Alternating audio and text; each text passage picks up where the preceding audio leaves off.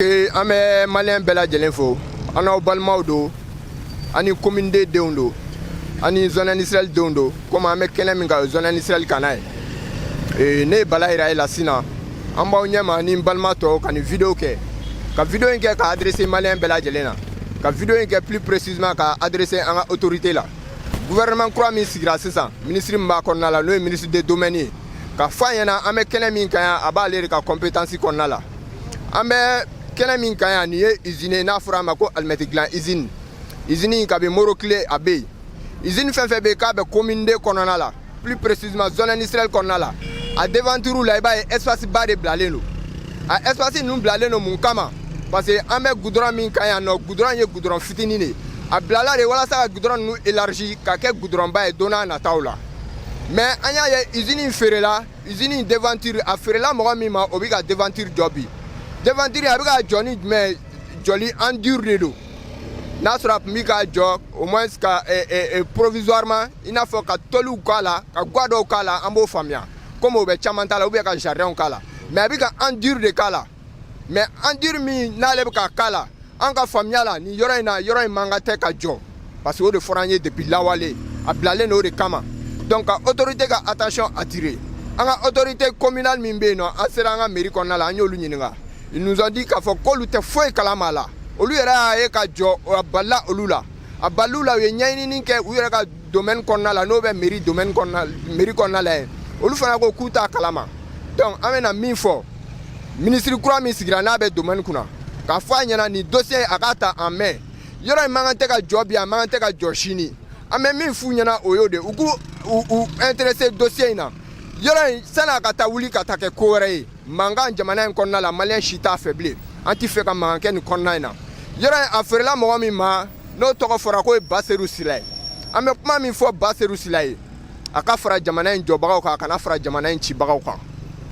c'est vrai wari b'a kun a bɛ se ka fɛn caman jɔ an ɲɛ t'a la ko Baseru bɛna jɔli min kɛ yan k'a ma o jɔli ɲɔgɔnna kɛ jamana in kɔnɔ bilen an ɲɛ t'a la k'a bɛna sɔrɔ kɛ nin yɔrɔ in na k'a m'o sɔrɔ kɛ jamana in kɔnɔna la bilen donc an b'a wele c'est vrai yɔrɔ feereli ma a fɔra ko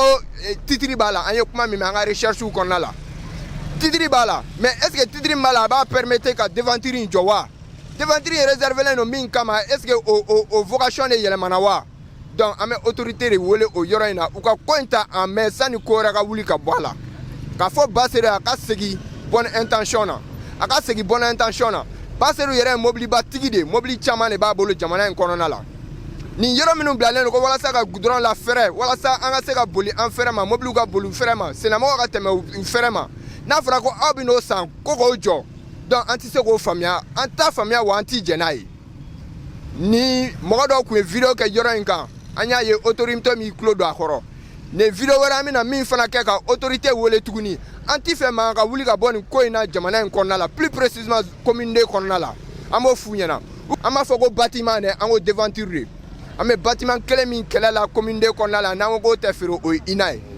mais nin ta an bɛ devanture ko de la a bilalen don min kama a ka ko ye an b'o de nɔfɛ an n'aw balimakɛ tun don Bala yira n bɛna passer n balima tɔw ma. donc aw balimakɛ Sulemani Sidibe don komi aw b'a dɔn le grand patriote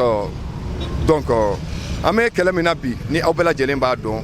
an bɛ devanture ko kɛlɛ la camarade Bala yira bɔra ka fɛn bɛɛ fɔ k'a ban n tɛna kuma ni monopoliser mais an bɛ jamana min kɔnɔ n'o ye Mali ye bi foli bɛ an ka autorité kura ye nka n'i y'a ye Mali kura a bɛ se ka lasabati kɛlɛ dɔw bɛ yen f'olu ka danfara ka kɛ ko dɔw ni ɲɔgɔn cɛ waleya min kɛlen filɛ nin ye bɔ ka kɛ ɲɛfɔli ka kɛ maliyɛnw ye an bɛ ninnu de nɔfɛ n'i y'a ye an ye nin vidéo kɛ o kun de autorité ka se k'a dɔn degun min b'an kan barisa anw tɛ fɛ ka foyi kɛ min bɛ se k'a to jamana nin vraiment gɛlɛya bɛ don a ɲɛtaga la donc an ka wuli ka jɔ tɛ foyi ye waleya jugu fɛn fɛn tun bɛ yen n'u bɛ devanture ninnu feere anw tɛ so contre feereli la mais i b'a jate minɛ yɔrɔ ninnu bɛ feere an ka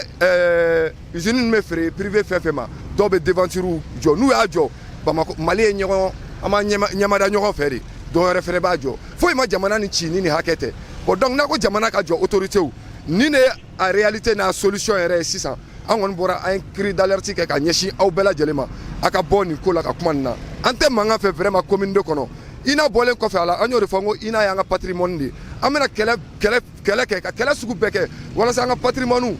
jamana yɛrɛ ɲɛnamaya tɛ taa an ka so mun kɔ u kana se ka ci ani jamana yɛrɛ se ka ɲɛnamaya an ka kɛnɛ mun kɔ u kana se ka taga di mɔgɔ kelen ma ten i k'i sago k'a la donc an ka kɛlɛ ye nin de ye maliyɛnw aw mana nin sɔrɔ a ye nin video partager donc ka yira an ka autorités la a ye fara anw kan Bala Yira ye kuma min fɔ a ye segin a ka kuma nin lamɛn ka ɲɛ ka sini ma sinikɛnɛ ma Mali sira tɛna to tan an mago bɛna jɔ ni espace ninnu na walasa ka se ka goudron ninnu bonya waleya caman ka kɛ jamana nin bɛ se ka yiriwa cogo min maintenant aw min ye faamaw ye aw min kɛra setigiw ye ka dɔ sɔrɔ aw denw n'aw dɔgɔninw ɲɛ ni aw ka baara kɛra nin ye ka jamana yɛrɛ tɔ kurun ka kurun ka kurun ne ma dala ni jamana bɛna sɔrɔ a ye dɔ kɛ nin na bi a y'a to aw denw fana ka lafiya a y'a to jamana ka to a cogo la donc n bɛ bɔ kuma la nin yɔrɔ la aw balimakɛ Sulemani Sidibe don Solo Maliba